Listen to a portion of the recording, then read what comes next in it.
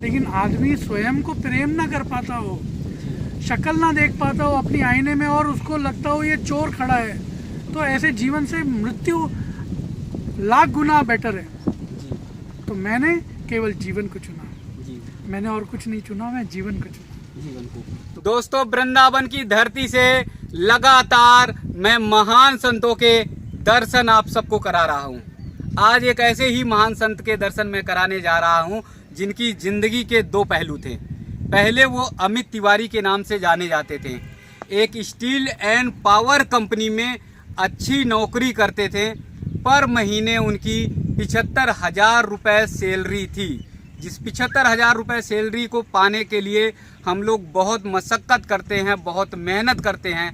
उस 75,000 की सैलरी को 2 मिनट में अमित तिवारी ने ठोकर मारी और सब कुछ छोड़कर वृंदावन आ गए।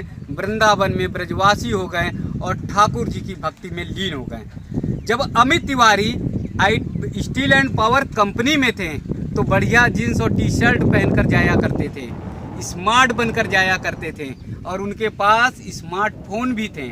लेकिन अब सब कुछ छोड़कर धोती और कुर्ते में आ गए, सहज सरल में आ गए और आज अमित तिवारी मुरली मनोहर दास बन गए हैं, ब्रजवासी हो गए हैं और भगवान श्री कृष्ण के, ठाकुर जी के, राधा रानी की भक्ति में लीन हो गए। दोस्तों, अमित तिवारी कैसे मुरली मनोहर दास बने और 75,000 रुपये की सैलरी छोड़कर कैसे वृंदावन में आकर वास कर रहे हैं, इन सब के बारे में बातचीत करेंगे। तो पहले अमित तिवारी जी का स्वरूप देखिए।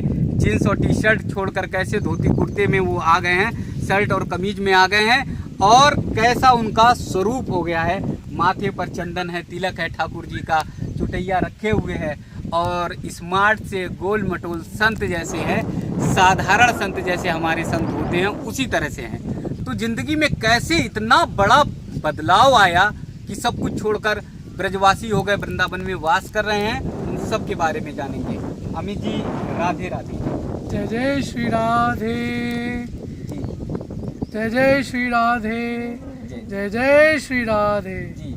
अब एक राधे मैं लगाऊंगा क्योंकि मैंने अमित जी बोला है।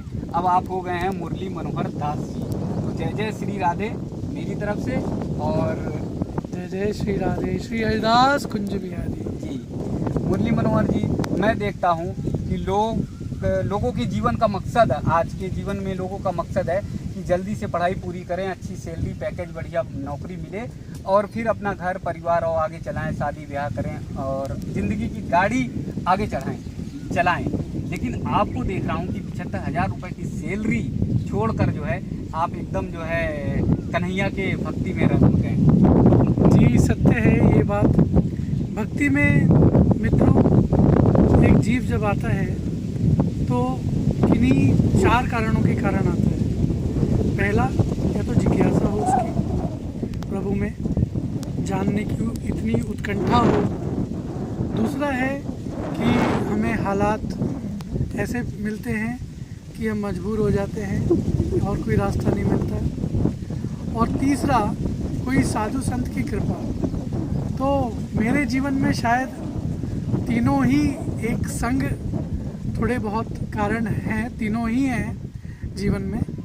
कि एक तो प्रभु को जानने, उनके प्यार को अनुभव करने की बहुत बड़ी इच्छा थी, साधु संतों के बीच रहने की इच्छा थी। और तीसरी चीज़ जो है, जो समय भी ऐसा चल रहा था कि प्रोफेशनलिज्म के नाम पे केवल और केवल एक आदमी अपनी ज़मीर को गिरवी रख के नौकरी करते जा रहा था। वो चाहे जो जैसे करता हो, उसकी अपनी खुद की आइडेंटिटी खो गई थी। वो केवल ऑर्गेनाइजेशन के ऊपर जी रहा था, उनके जो प्रिंसिपल्स हैं। और मैं तो देखता हूँ आज ऑर्गेनाइजेशंस भी जो वैल्यूज़ बनाती हैं, 4 वैल्यूज़, उस वैल्यूज़ पे वो टिकती ही नहीं है। इसलिए आजकल बड़ी बड़ी कंपनीज फ्लॉप हो रही हैं, फेल हो रही हैं। और मैंने जब ये देखा कि नहीं, यहाँ पे तो करप्शन का एक बोलबाला है, यहाँ तो इतनी करप्शन है कि कोई मर रहा भी हो तो भी करप्शन के लिए उनको कोई मतलब नहीं है। फिर मैंने ये सोचा, क्योंकि एक मैं ब्राह्मण आत्मा हूँ और मेरा संसार को ज्ञान देने का एक दायित्व है, और ज्ञान सबसे अच्छा दिया जाता है अपने स्वयं के व्यक्तित्व से। तो हमने सोचा नहीं, अब मैं खड़ा होऊंगा, और जिनको दो साल से पैसा नहीं दे रहे हैं हमारे बॉस, उनको पैसा मैं दिलवाऊंगा। तो इस मारे में खड़ा हुआ। एक तो अबला नारी थी, नारी के मैं बहुत ज़्यादा आदर करता हूँ, क्योंकि मैं उन्हीं के गर्भ से पैदा हुआ हूँ और उन्हीं से ही हमारा अस्तित्व है। तो माँ का मैं हमेशा भगत रहा हूँ और आगे भी रहूँगा। मातृशक्ति सबसे बड़ी शक्ति है, ये मैं मानता हूँ।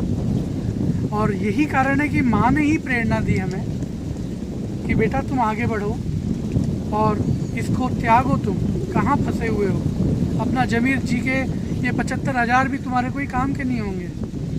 10 गाड़ियाँ हो, बंगला हो, लेकिन आदमी स्वयं को प्रेम ना कर पाता हो, शक्ल ना देख पाता हो अपनी आईने में, और उसको लगता हो ये चोर खड़ा है, तो ऐसे जीवन से मृत्यु लाख गुना बेटर है। तो मैंने केवल जीवन को चुना, मैंने और कुछ नहीं चुना, मैं जीवन को चुना, जीवन को। तो कभी कभी आईने में जब झांकते थे तो चेहरे में कुछ इस तरह की भावना आ जाती थी, जी मैं हूँ क्या, मैं हूँ क्या, और मैं क्या कर रहा हूँ, और मैं क्यों सपोर्ट कर रहा हूँ। तब हरि ने मुझे इतनी शक्ति दिया कि उन्हीं के गढ़ में रह के, उन्हीं के बीच में रह के, जबकि मेरा लिगामेंट टियर एक्सीडेंट भी हुआ हल्का सा, उसके बावजूद मैं लड़ा उनसे। और लड़ते लड़ते एक टाइम ऐसा भी था कि मुझे जान से मारने की धमकी दे रहे थे वो, और मेरे पीछे भी लगे हुए थे गुंडे।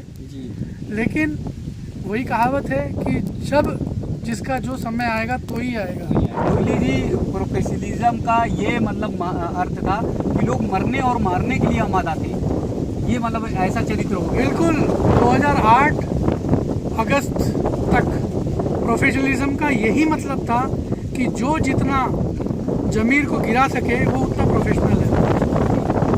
लेकिन मेरे दिमाग ने ये सहन नहीं किया, ना मेरे आत्मा ने गवाही दी, तो इसलिए मैंने त्याग दे दिया।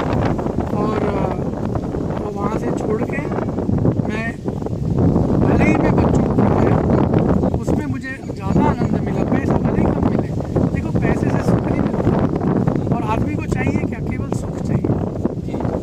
सुविधाएं पैसे से तो आ सकती है, लेकिन जो सच्चा सुख है वो केवल आप कितना दूसरों के हित में काम करते हो, क्या देते हो, वही आपको दुनिया में से वापस मिलता है। तो यहाँ पर आकर दूसरों को क्या क्या दे रहे हैं? देखिए, सबसे बड़ा कृपा तो राधे रानी की ये रही कि मुझ जैसे तुच्छ जीव को भी उन्होंने अपना लिया। इस पृथ्वी ने, इस पावन धरती ने इसको वृंदावन कहते हैं, और वृंदावन नगरी में ही इसकी कण कण में, रज रज में भक्ति छाई है। तो जिस दिन मेरा यहाँ आना हुआ, तभी मैं समझ गया कि राधे माँ ने मेरे पे कृपा करी है, परम कृपा करी है, और अब मेरा एक नया सफ़र शुरू हुआ है, एक नई ज़िंदगी शुरू हुई है मुरली मनोहर दास के नाम से। जी, तो पहले की ज़िंदगी अमित तिवारी छोड़ाएं, अब मुरली मनोहर दास की तरह ज़िंदगी शुरू हुई है। जी, तो इस मुरली मनोहर दास जी में जैसे बताया कि परोपकार, लोक कल्याण, तो अब क्या क्या सोच रखा है, क्या क्या करने की तैयारी है? देखिए, हम तो जिस तरह एक सहज एक सेवक होता है हनुमान जी की तरह, जो आदेश राधे रानी करे सोई लीला में हम तैयार हैं। 2017 में लीला ये रही कि राम मंदिर के लिए थोड़ा बोलने गए संतों के बीच में, क्योंकि संतों के बीच में भी ऐसे कोई संत थे जो नहीं चाह रहे थे कि राम मंदिर बने, क्योंकि उनकी दुकान बंद हो जाती। तो ऐसे लोगों को अंगद के रूप में गए हम वहाँ संदेशा पहुँचाने कि अब की बार बीच में ना आना। क्यों? क्योंकि महाकाल जी का आदेश है, और वो आदेश, महाकाल जी का आदेश जो है वो लेकर 2017 में पहुंचा।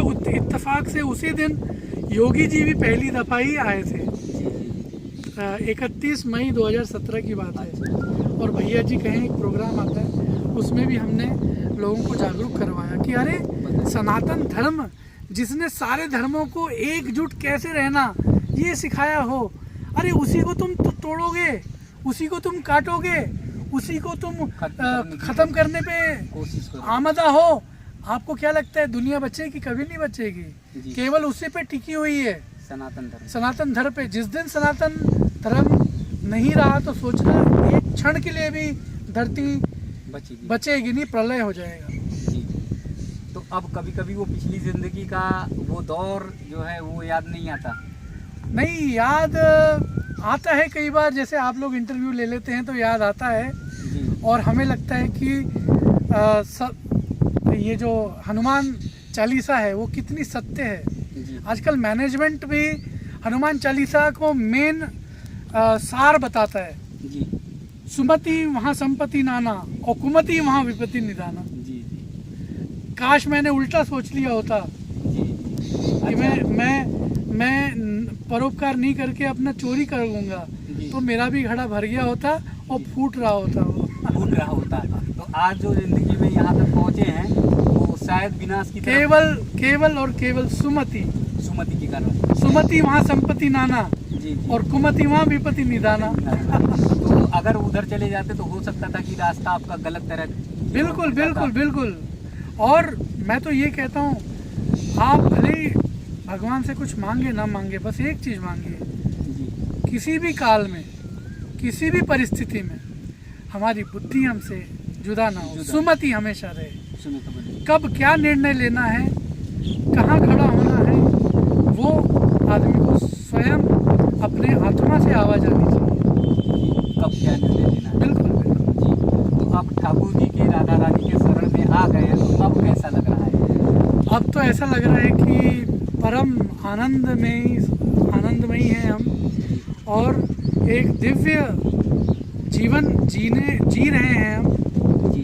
और दिव्य जीवन ऐसे है कि ठाकुर जी, हमारे गुरु जी की रोज दर्शन हो जाते हैं, उनकी सेवा हो जाती है। यहाँ देखिए, प्रेम ही लिया जाता है और प्रेम ही दिया जाता है, और ये आत्मा से आत्मा का प्रेम है।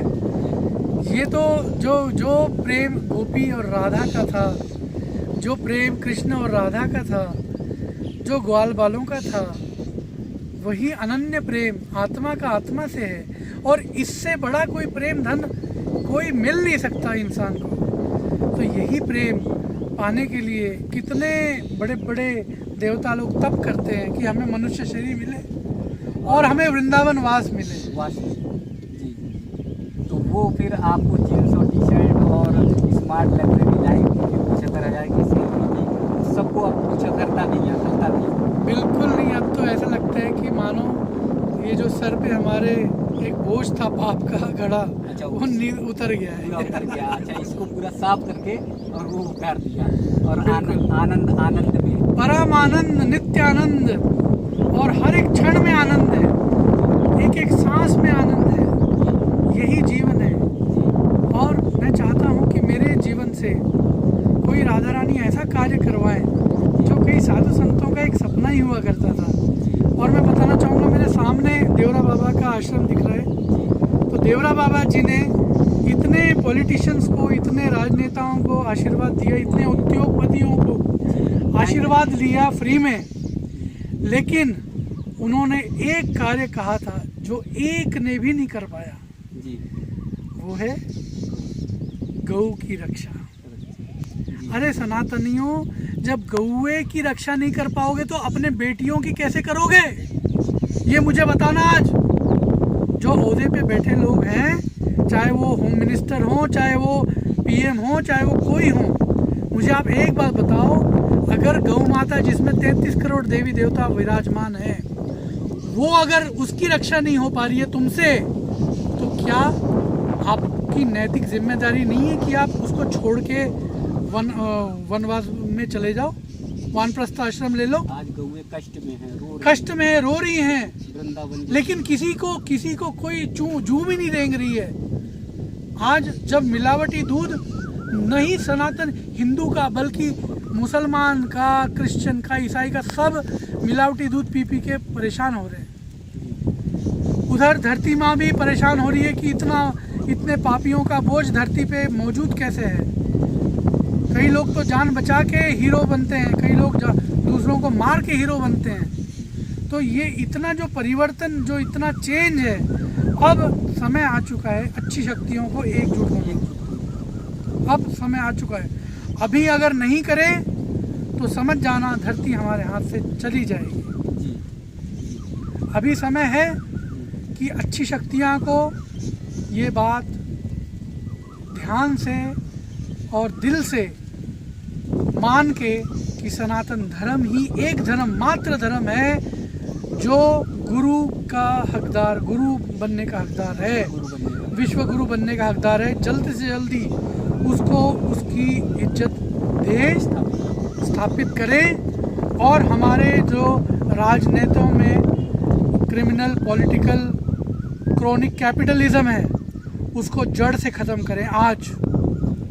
क्योंकि ये नहीं होगा अगर ख़त्म तो समझिए भारत माँ नहीं बच पाएगी। आज हमें आज़ादी जो मिली है, कितनों ने कुर्बानी किया है, खून की कुर्बानी दी हुई है, उस कुर्बानी के एक एक कतरे का हिसाब हमें लेना है। और उसके कारण आज हमें फिर जीना है, फिर आज़ादी चाहनी है। वो आज़ादी चाहनी है इस करप्शन के वजह से, इस पाखंड के वजह से जो यहाँ का खा रहे हैं और बाहर का गा रहे हैं। टुकड़े टुकड़े गैंग क्यों ना हो, वो चाहे कोई एक दो परिवार क्यों ना हो, गांधी परिवार हो, कपूर परिवार हो, कहीं का भी, किसी को भी ये हक नहीं है, चाहे वो बॉलीवुड में हो और चाहे वो राजनीति में हो, कि वो किसी टैलेंट को मटिया मेट कर सके, नियोपोटिज्म जैसे घिनौने काम करे और षड्यंत्र करे और अपने दुश्मनों से मिलके यहाँ के मूल निवासियों को कष्ट में लाए और डेमोग्राफिक चेंज करे। मैं तो ये सोच रहा था कि मैं मुरलीदास जी से बात कर रहा हूँ, लेकिन आपके तेवर और आपका भाव देखकर तो लग रहा है सरदार भगत सिंह से मैं बात कर रहा हूँ। देखिए, यही तो इस भूमि की महानता है। कौन किस रूप में कब आ गया है ये कोई नहीं जानता। इसलिए इस शरीर का तो मौत होगा, लेकिन आत्मा अमर अजर अविनाशी है। ये बात साबित होती है। क्या पता मैंने भी अपना लहू दिया हो पिछले जन्म में आज़ादी के लिए, मुझे नहीं पता, अभी हमें ज्ञान नहीं है। लेकिन ये जो जज्बा आप ही कह रहे हैं कि मैं एक भगत सिंह जैसा लग रहा हूँ, तो क्या पता आपके अंदर राधा रानी ने ये कहलवाई हो हमारे लिए। तो हम आप में से ही हैं। अचानक भाव आ गया। ये हमारे अंदर में से ही है। कोई भी, जैसे अभी सुशांत सिंह राजपूत, 2 संतों का मर्डर हुआ पालघर में। सुशांत सिंह राजपूत का जिस हिसाब से मर्डर हुआ है, उनका गेम प्लान बना के, मुझे तो लगता है ये कईयों के साथ हुआ है, लेकिन कई लोग बोल नहीं पा रहे, अकेले हैं वो। जी। और कईयों का षड्यंत्र उनकी जान के साथ नहीं हुआ, ऐसी षड्यंत्र उनके कैरियर के साथ हुआ है। जो बड़े बड़े MNCs में है, इनमें HR डिपार्टमेंट का ऑडिट होना चाहिए, क्योंकि स्टीरियोटाइप भर्ती हो रही है वहाँ पे। अच्छा, एक ही प्रांत से भर्ती हो रही है। थोड़ा सा लौटते हैं फिर धर्म की ओर, अध्यात्म की ओर, राधा रानी की भक्ति की ओर। जब आप अच्छी कंपनी में थे और अच्छी नौकरी, सैलरी कर रहे थे, तो उससे रिलेटेड और धर्म अध्यात्म से रिलेटेड एक सवाल मेरे जहन में है, वो ये कि आज की जो नई पीढ़ी है उसका मेन जो मोटो हो गया, उद्देश्य हो गया है कि जल्दी से नौकरी पाए, अच्छी सी और लग्जरी लाइफ। और कई बार इसी में डिप्रेशन में आ जाते हैं और मान लेते हैं कि बस यही मेरा जीवन है, मेरे जीवन का उद्देश्य।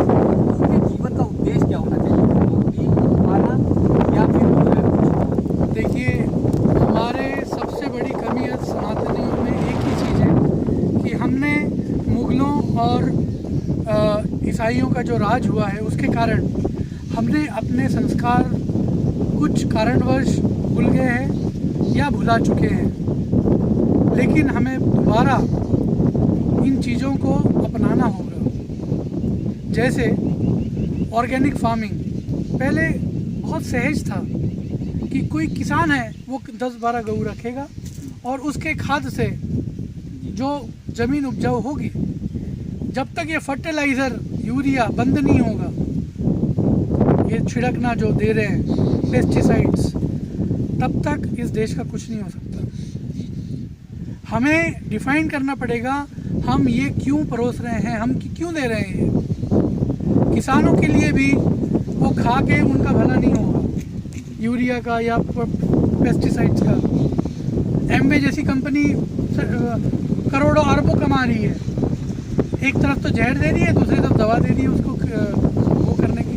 तो हमने क्यों बेवकूफ़ी करी है, अब हमें दोबारा सोचना है। चीनी में सल्फ़र डाल के बेचते हैं, हमें देते हैं और अपने यहाँ पे नहीं लेते हैं। हमें अब सोचना पड़ेगा क्या क्या हमें अपनाना है। WHO भी कोई दूध की धुली नहीं है। और और एक जो मेरा वो सवाल है, वो सवाल ये है कि जो भटकाव की ओर है। देखिए, सबसे प्रैक्टिकली सॉल्यूशन दे रहा हूँ आज मैं, क्योंकि मैं भी एक समय ऐसी ही हाँ हाँ मझधार पे था। तो एक जन ने केवल एक चीज़ कहा कि बेटा केवल सुबह उठते ही हनुमान चालीसा पढ़ा करो और सोते सोते भी हनुमान चालीसा पढ़ा करो। तो मैं आजकल यूथ को केवल एक चीज़ बोलूँगा, आप जहाँ भी हो, चाहे इंडिया में हो चाहे विदेश में हो, अगर राम के हो तो हनुमान को ना भुलाना जी। सेवा, क्योंकि सेवा ही भक्ति का सार है। तो आपको तो मैं साक्षात हनुमान जी की तरह देख रहा हूँ कि पूरा अगर देखिए तो ऊपर से नीचे आप हनुमान जी की तरह हैं। हनुमान जी की ही तरह जो है आपके अंदर बल है, जोश है, तेज है और उत्साह भी हनुमान जी की ही तरह है। तो एक बार राधा रानी की और कन्हैया जी की इस नगरी में हनुमान जी की भी जय बोलूँगा और हनुमान जी की भी कृपा जो है हम सब पर चाहिए। तो अमित जी से दोस्तों हमारी बात हो रही थी, यानी अमित जी मतलब मुरली मनोहर दास जी महाराज जी से, जो अब महाराज जी के रूप में आ चुके हैं, अपने जीवन को जो है वृंदावन में व्यतीत कर रहे हैं। थोड़ी हवा तेज थी तो वीडियो में थोड़ी दिक्कत हुई होगी, लेकिन महाराज जी ने कहा कि देखो प्रकृति से दूर मत जाना। मैंने कहा कि हवा यहाँ तेज चल रही है तो थोड़ा दूर चलते हैं, तो महाराज जी ने कहा प्रकृति से दूर मत जाना, क्योंकि प्रकृति का हमारा और आपका सभी का जुड़ाव है और यही सांस की डोर जो है ये महत्वपूर्ण है। तो मैं इंटरव्यू जो है बातचीत यानी करूँगा तो यही करूँगा। तो महाराज जी ने लब्बो लुआब सार जो बताया वो सार यही बताया कि हनुमान चालीसा हमारे प्रत्येक युवा को पढ़ना चाहिए। दोस्तों चैनल के माध्यम से मेरा सिर्फ ये उद्देश्य नहीं है कि मैं संत महात्माओं को दिखाऊं, एक रास्ता भी बताऊं, एक राह भी निकालने की कोशिश करूं कि जिससे हमारा सनातन धर्म, हमारी सनातन संस्कृति फिर गौरवमयी हो और गर्व से ऊंचे शिखर पर पहुंच सके।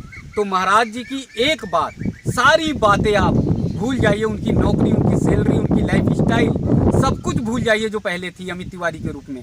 बस एक बात याद रखिए, और मुझे लगता है कि भारत का प्रत्येक व्यक्ति अगर यूथ उस बात को याद रख लेता है कि प्रतिदिन हनुमान चालीसा का पाठ करता है, तो मुझे लगता है कि फिर वो 75,000 की सैलरी को 2 मिनट में ठोकर मारेगा और अमित तिवारी से मुरली मनोहर दास जी बन जाएगा। यानी मेरा ये कहने का मतलब नहीं है कि सभी संत बन जाएं, मेरा कहने का मतलब है कि उसके जीवन में कभी भटकाव नहीं आएगा, उसके जीवन में कभी निराशा नहीं आएगी और उसके जीवन में कभी डिप्रेशन नहीं आएगा। तो महाराज जी का मैं नंबर भी वीडियो के डिस्क्रिप्शन में दे दूंगा। अगर बातचीत करनी होगी महाराज जी से तो कभी बातचीत करिएगा, कभी आशीर्वाद लीजिएगा और महाराज जी से लगातार जुड़ाव रखिएगा।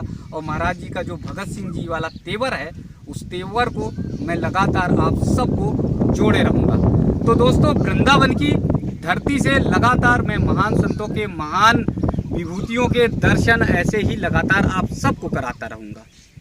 तो दोस्तों फिर लास्ट में मैं महाराज जी की तरफ चल रहा हूँ, महाराज जी से एक जय घोष लगवाऊंगा और उसके बाद जो है महाराज जी का दर्शन फिर आप सबको कराऊंगा।